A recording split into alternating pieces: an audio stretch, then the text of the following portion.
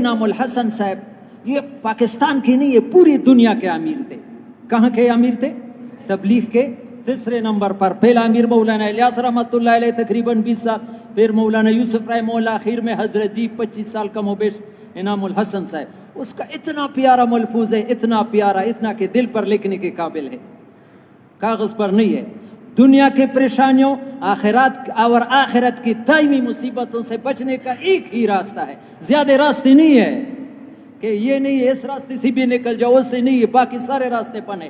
دنیا کے پریشانیوں اور آخرت کی دائمی مصیبتوں سے بچنے کا ایک ہی راستہ ہے۔ اردو والے جانتے ہیں ہی میں زور ہے نہیں، ہی نے باقی دروازوں کو بند کر دیا۔ وہ کیا ہے کہ ایمان قوی ہو جائے۔ ایمان کیا ہو جائے؟ اور ایمان محنت سے قوی ہوتا ہے۔ تم تو کہتے ایمان کی قوی ہونے کا کیا مطلب ہے؟ ایک آدمی کی جیب میں 100 روپے کا نوٹ ہے، قسم بھی کہے کہ میں پیسوں والا ہوں، یہ قسم میں جھوٹا نہیں ہے، یا جھوٹا ہے؟ لیکن 100 روپے تو ابھی یہ عید میں ٹماٹر 300 روپے پر کلو تھا، 1 کلو ٹماٹر بھی نہیں ملتا ہے، باقی گھر کا سودا ملے گا۔ ایک آدمی کے ساتھ کروڑ روپے ہے، اس پر کار بھی ہو جاتے ہے، گھر بھی بن جاتا ہے۔